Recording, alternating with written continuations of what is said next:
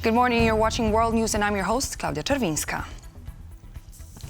Protecting Ukraine's infrastructure is a priority for NATO, says Secretary General Mark Rutte, as the second day of the meeting of allied foreign ministers in Brussels starts. Our correspondent Marek Steele is on the ground. Good morning to you, Marek. So tell us, what's new? Good morning, Claudia. Well, the talks here at the NATO headquarters in Brussels are to concern especially allied defense, also on the eastern flank of the alliance. Mark Rutte, the Secretary General of NATO, said that leaders, the foreign ministers gathered here, would try to find ways of countering Russian threats, Russian hybrid operations. Czech Foreign Minister Jan Lipavsky, who has already spoken here to journalists, said that up to 100 suspicious incidents across Europe can be attributed to Russia, indeed. Ukraine has been at the top of the agenda, and ways of supporting Kyiv have been at the top of the agenda of this summit, especially yesterday with Andriy Sybiha, the Ukrainian foreign minister, taking part in the meeting of the foreign ministers of NATO member states. We've already heard some statements here today about Ukraine and NATO's support for the country. Let's take a listen.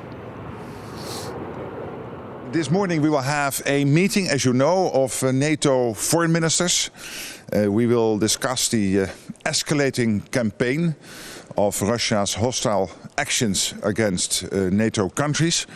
What we are seeing is that Russia, but also China, are trying to destabilize NATO nations through acts of sabotage, cybercrime, and of course also trying to make energy, weaponize energy in the fight between, of course, our systems. And we have to discuss how we will defend ourselves.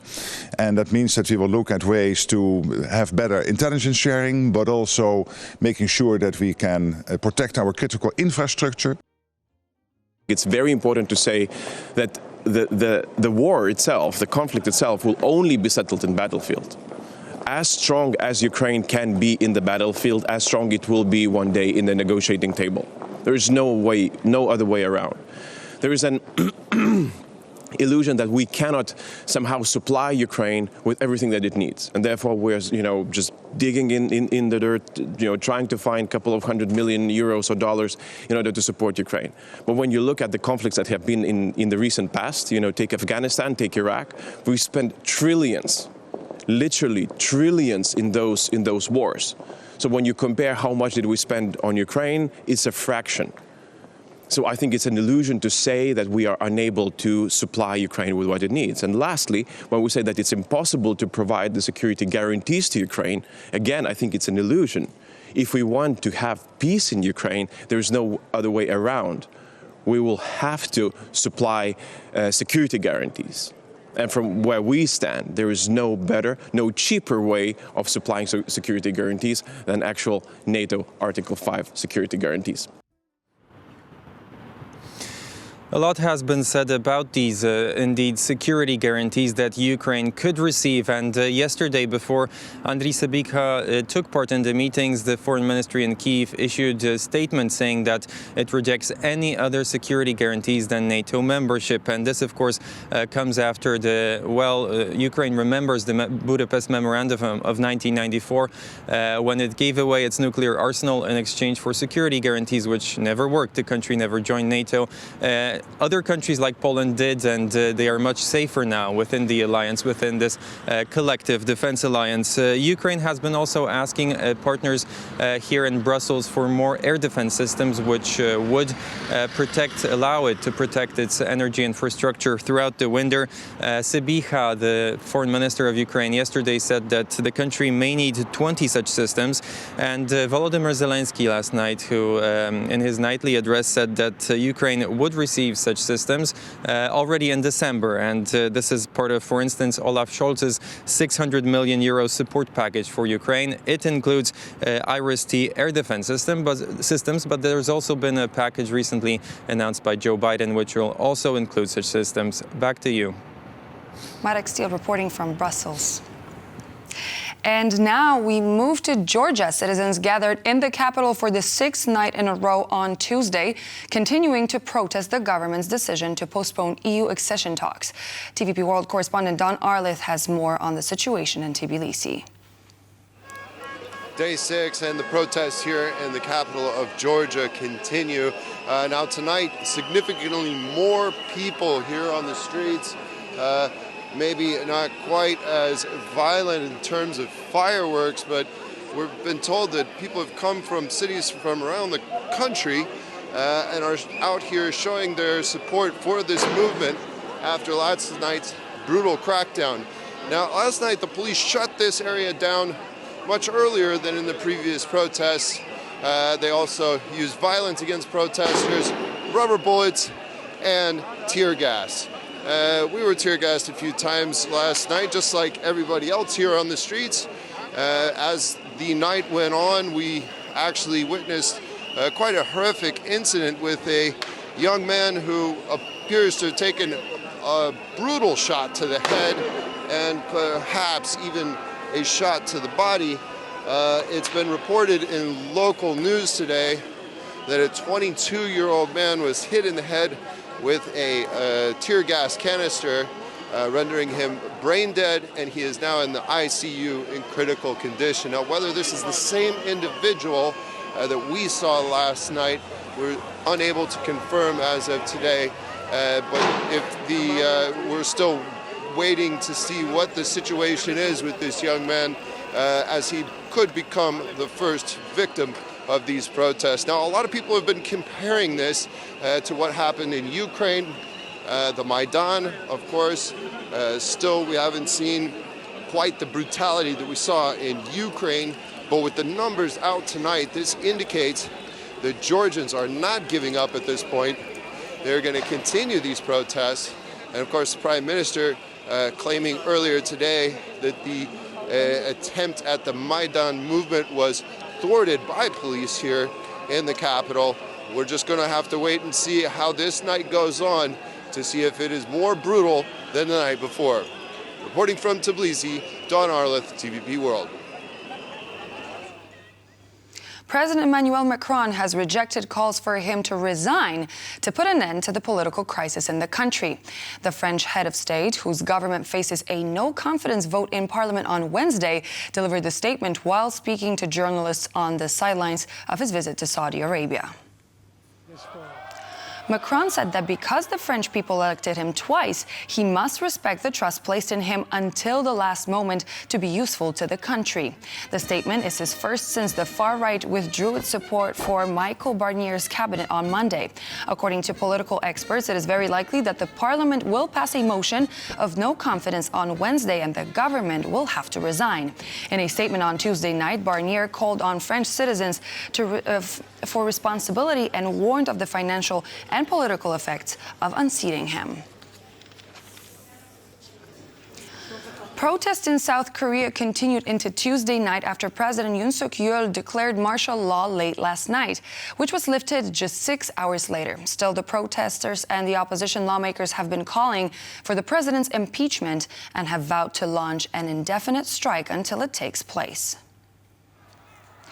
Members of the public erupted in applause and cheers after the Korean parliament passed a resolution rescinding the martial law imposed just hours earlier. However, refusing to believe it was lifted, crowds gathered outside the National Assembly in the thousands. Some managed to break through barricades and climb fences in an attempt to get inside the building. Opposition lawmakers have submitted a motion to impeach President Yoon, a process which could take several days. In his own words, Yoon argued the measure was necessary to protect South Korea from North Korean communist forces. Now, at least 200 votes are needed out of the 300-member National Assembly for the impeachment bill to pass. In a late-night address, Yoon Suk-Yeol said he introduced the measure to save the country from what he called anti-state forces. The move prompted major protests from the public and his own party, as the country has a lengthy history of being governed by dictatorship. As of 11 o'clock last night, I declared emergency martial law with the intention of saving the country from anti-state forces that want to paralyze the essential functions of the state and collapse liberal democracy and the constitutional order. 비상계엄을 선포하였습니다. We withdrew the military that had been tasked with enforcing martial law hours ago because the National Assembly demanded that the martial law be lifted. The cabinet will immediately accept the demands of the National Assembly and lift martial law. Korea's opposition lawmakers now argue that President Yoon's continued stay in office poses a high risk of military conflict with neighboring North Korea. The leader of the Democratic Party of Korea, Lee Jae-myung, warns that the president could soon make another attempt at imposing martial law. They will try to impose martial law again by fixing what went wrong the first time around. When the time comes, we, the citizens, along with the Democratic Party of Korea and our lawmakers, will step forward and fight to ensure victory. The moment they realize that martial law enforced with military power is ineffective, I think they will resort to initiating a localized conflict. The risk of provoking North Korea and eventually leading to military conflict is significantly high. Citizens, we need your vigilance and solidarity. President Joe Biden is in Angola for a rare visit to Africa. For the Biden administration, it is a chance to showcase how the U.S. has worked to develop a new partner in the global south and is trying to tap into Africa's prized mineral resources. Experts warn, though, that this is a limited gain when compared to Russia's influence in Africa. Joe Biden is given a helping hand by his host, President João Lourenço, in the Angolan capital. Welcomed with military honors, Biden is keen to demonstrate a U.S. success story in Africa. My administration alone has invested over $3 billion in Angola thus far. The future of the world is here in Africa and in Angola. He's promoting an American-backed rail scheme for transporting raw materials in the race to deliver critical minerals for the future. Ladies and gentlemen, the last time an American president visited sub-Saharan Africa was in 2015. Nearly a decade on, Russia has vastly increased its influence on the continent, first with the Wagner Group and now the Africa Corps. We have a new Cold War going on right now. Russia is competing for the resources of Africa when it comes to the security sector, but of course also when it comes to the critical minerals, which are necessary to develop the new technologies, to pursue the energy transition, to be in the forefront of new economies. Biden's visit comes less than a week after France was told by Chad and Senegal that their troops were no longer needed in their countries. Paris has already been kicked out of Mali, Burkina Faso and Niger, following a series of army takeovers. Moscow has promised more support to Syria after rebels advanced into the country's second-largest city, Aleppo. A long-term commitment could stretch Moscow's military machine. According to the Polish Institute for International Affairs, Russia's new Africa Corps was formed to displace Western political power. In the race for influence and raw materials in Africa, Moscow appears well set. Wham's holiday hit Last Christmas turns 40 on Tuesday. The popular song has cemented its place as a timeless festive anthem. On December 1st, 2024, the song became the most streamed holiday tune globally on Spotify, reaching over 8.5 million streams in a single day. Alex Tumlinsky has more. Can you imagine the Christmas holidays without Last Christmas, I gave you my heart, but the very next day? That's right, Wham's hit single Last Christmas turns 40 today. So we hit the streets of Warsaw to find out what people think about this song. Last Christmas, I gave you my heart, but the very next day, you gave it away. Everyone knows the lyrics to Last Christmas, I gave you my heart. But the very next day, you gave it away. This year, to save me from tears, I'll give it to someone special. There are many Christmas hits, but this particular one offers a different flavor of festive cheer, one that connects with listeners on a more introspective level. And not only last year that I gave you my heart, forever I gave you my heart, and it's not Christmas every day. In general, it's a give and take. You love your what do you call this? Your husband or your wife, and then you give all to her, whatever you can. The song's legacy is also a testament to the genius of its author, even if someone asked on the street can't remember the exact lyrics.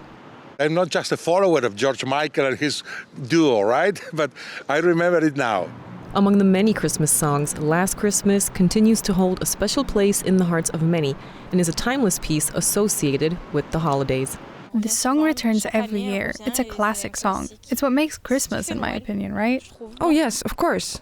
It is so engraved in our minds that whenever you go to, I don't know, supermarket, it's inevitable to listen to this song. So whether it's playing softly in the background during a family meeting or you're listening to it while you're driving on a snowy street, Last Christmas continues to bring joy and comfort. For TVP World from Warsaw, Alex Somlinski. And while leaving you in this Christmas mood, we conclude our news report. So we hope to see you here on TVP World for more news and features as we're coming back in just a moment.